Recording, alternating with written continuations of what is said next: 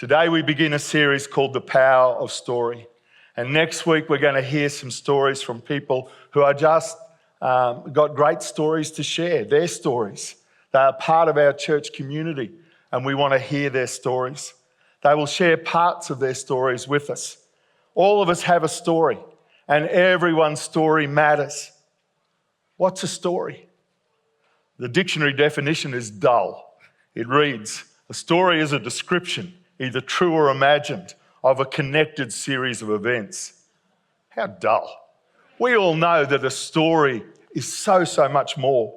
Stories are connections between writers and readers across the world, between ancestors and their descendants, between friends and families. Stories are the way we connect and we bond at the grandest and the simplest of levels.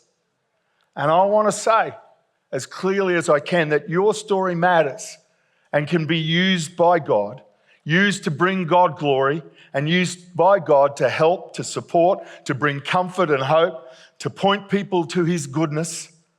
And I can speak so strongly to this. I have been amazed and humbled, encouraged, and helped in so many practical ways by people in this church.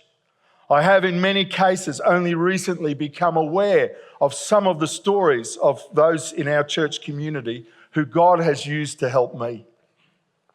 I have seen firsthand how these people serve God and others in their occupations, their weekday roles, how they use their talents and their expertise, their skills, their knowledge for the good of those around them, including me. I have sat with people and I've heard struggles and faithfulness, breakthroughs and deep gratitudes. I have seen and I have benefited from people and their humility and their generosity. I have heard some of their story. I have seen some of their story. And I have felt the love of God. I have become aware of how God is at work in their stories and is using their stories to serve his mission. My problem has been that for too long I missed out on getting to know the stories of others because I was busy. Or for some reason, I didn't think I should ask that question. I wasn't curious enough. And I want to say to you that I am realizing that I have missed out. I also think that one of the real tragedies is that too many of us don't really believe that our story is important and should be heard and should sometimes be celebrated, or sometimes just we stand with people as they share their story with us. I want to say to you, I am so pleased that we put the hole in the wall in chats. It has made such a difference out there. On Sundays now, people sit for far longer. They hear each other's stories. They find out all sorts of things they never knew about each other. And in the sharing, there's caring. And they sense that they're not alone in this deal. So today, at the end of the service, could I encourage you to sit, to stand, to pause for a few minutes longer than you think you should, to ask another question, to listen carefully, and to see what happens as we kind of seek to connect with people that we may not know so much about. And we try to sense what God is up to in their lives and through their lives. Stories have undeniable power. People remember how stories made them feel and how they are inspired to take action, more inspired than if they just got facts and figures. Ernest Hemingway is considered one of the great authors of the last century. He was once challenged to write a story, but he could only use 6 words. He accepted the challenge and he wrote this story. For sale, baby shoes, never worn.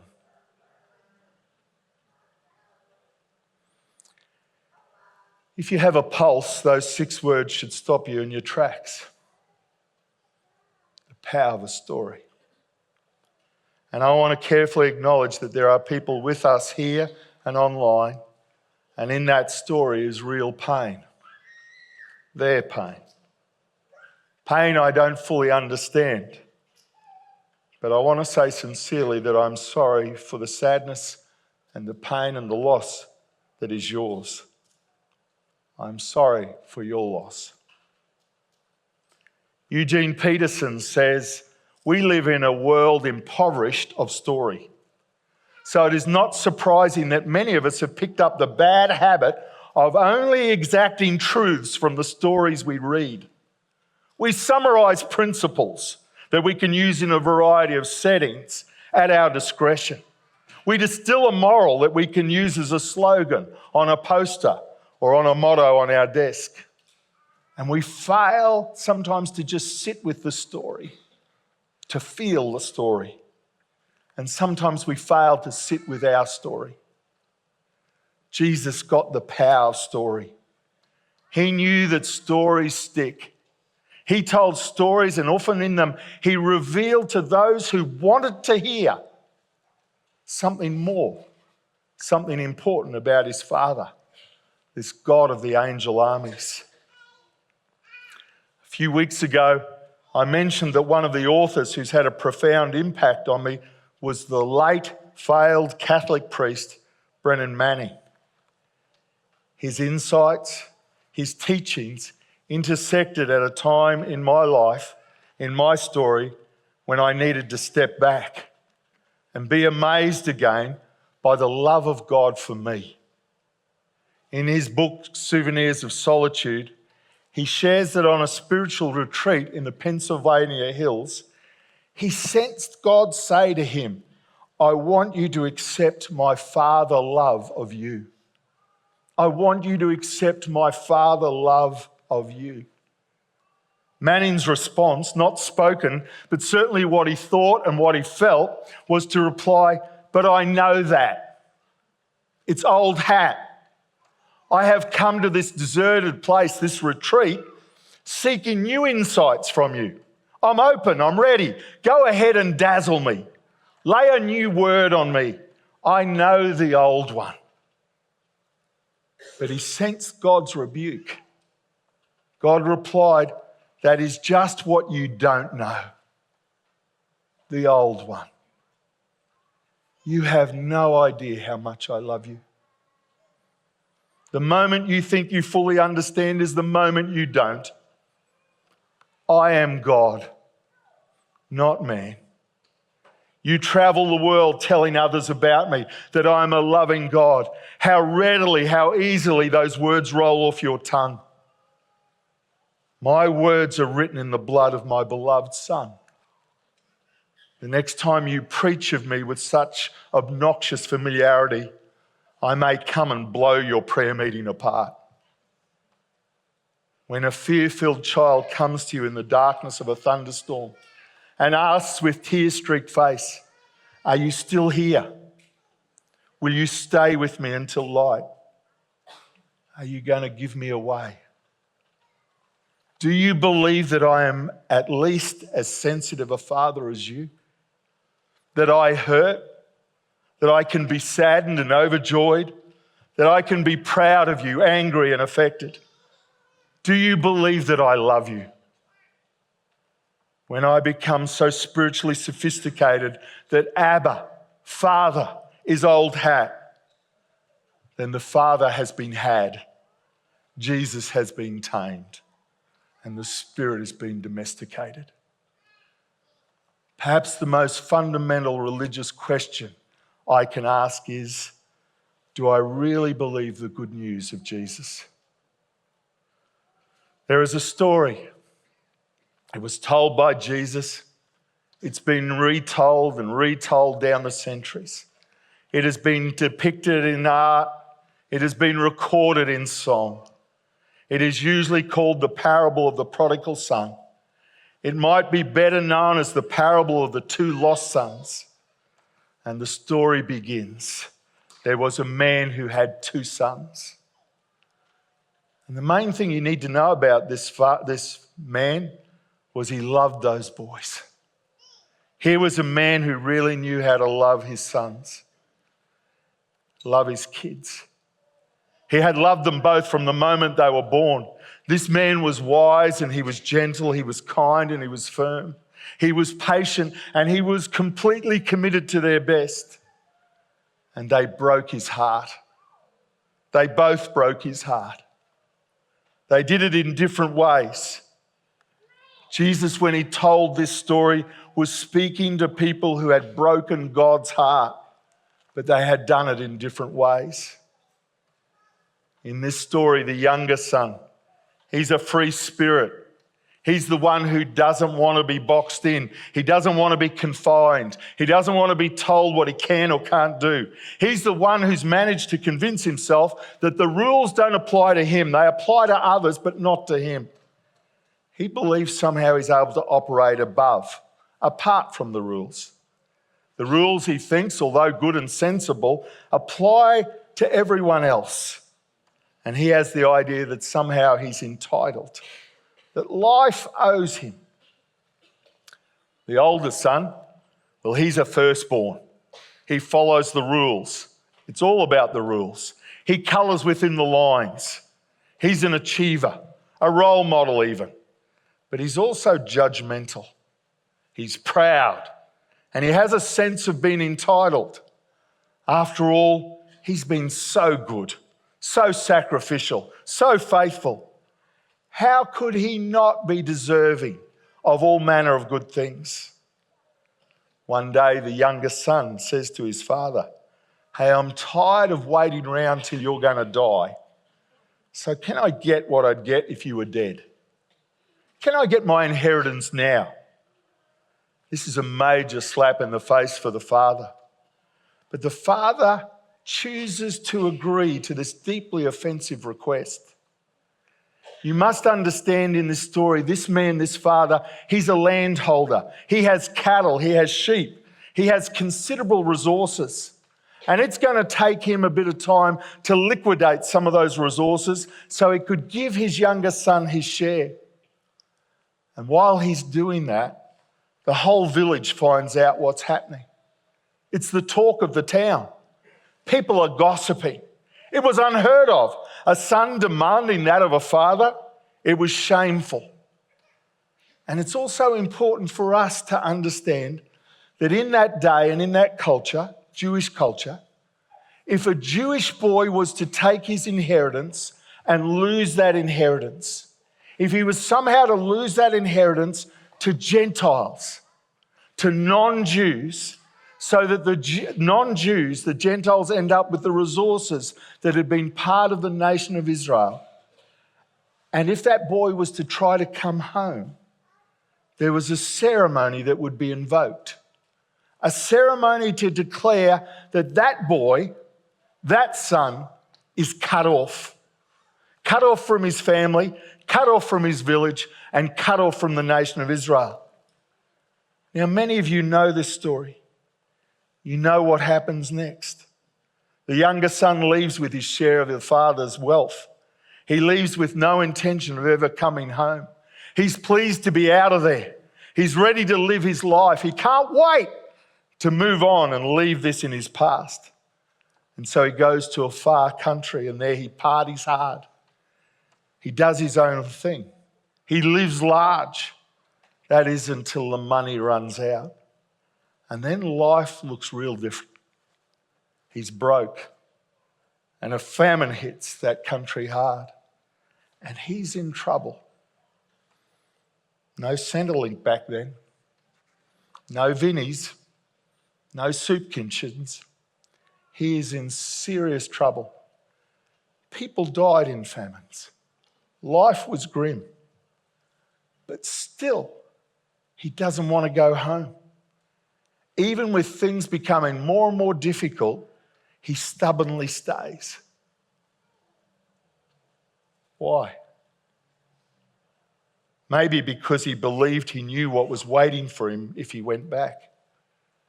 He had wasted his entire inheritance. The entire fortune was no longer his. It was now distributed amongst the Gentiles. And he figured if he dared to go home, his entire community would gather. And as a symbol of how destructive he'd been, how he had broken relationship with the community, broken his family, and broken his father, they would all gather They would meet him as he tried to return. And the ceremony would involve the breaking of an earthenware pot in front of him. They would smash this pot in front of him as a symbol of his life. This was their way of saying, you have broken trust. You are not welcome. You are no longer family. You are cut off. You have broken the heart of your father. The damage you have done is beyond repair. The ceremony was called kazaza. It literally means the cutting off. No wonder he didn't want to go home. He believed he knew what waited for him, that he would be met with a broken pot. He would be met with people standing and blocking his way. He would be cut off. And I think that he didn't want to go home because he knew that that's what he deserved. So he stays away. And he experiences a sense of pain and a deep sense of homelessness until his hunger drives him to such desperation that he figures that whatever waits him at home cannot be as bad as slowly dying of hunger. So he makes his way home. But he's a different person. He makes his way home fearing what might be waiting for him.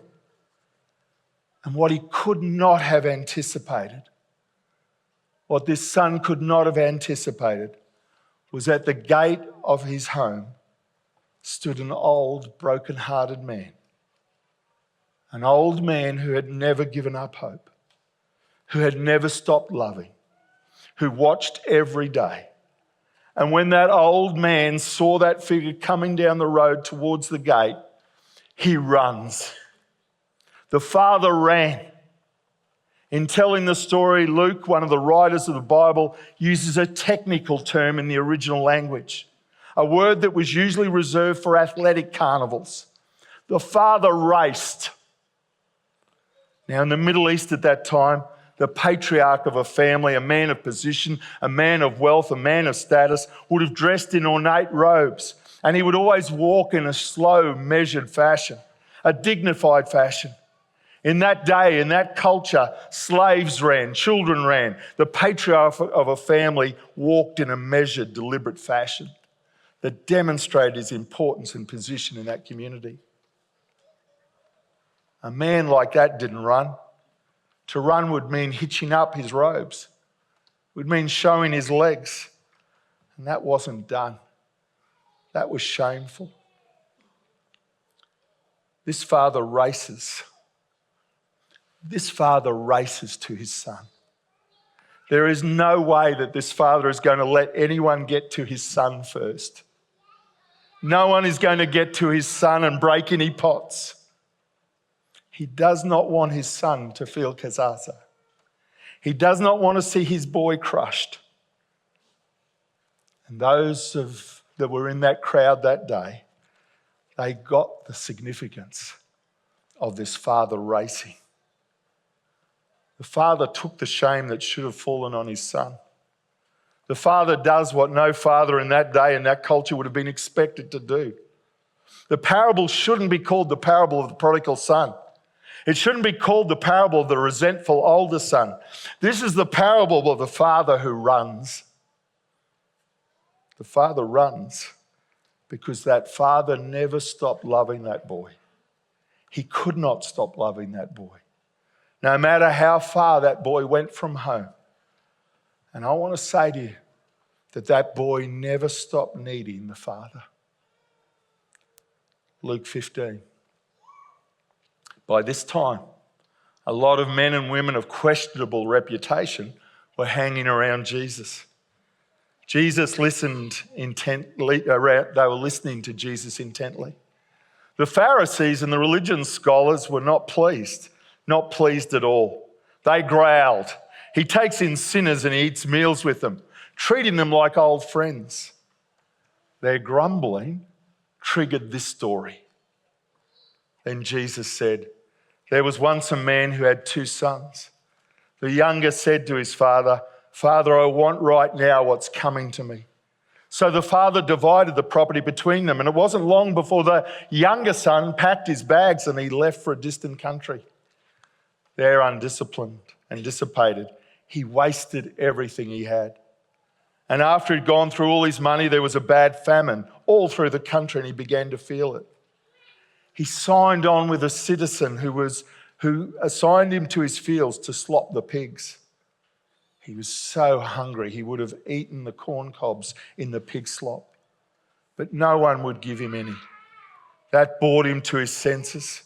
And he said, all those farm hands working for my father sit down to 3 meals a day, and here I am starving to death. I'm going back to my father. I'll say to him, Father, I've sinned against God. I've sinned before you. I don't deserve to be called your son.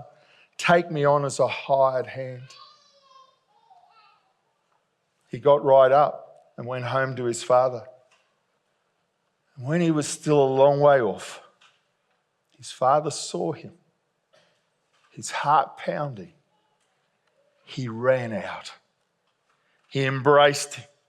He kissed him. And the son started his speech, Father, I've sinned against God. I've sinned before you. I don't deserve to be called your son ever again. But the father wasn't listening. He called to his servants, quick, bring a clean set of clothes and dress him. Put the family ring on his finger and sandals on his feet. Then get a prize-winning heifer and roast it. We're going to feast. We're going to have a wonderful time. My son is here, given up for dead and now alive, given up for lost and now found. And they began to have a wonderful time.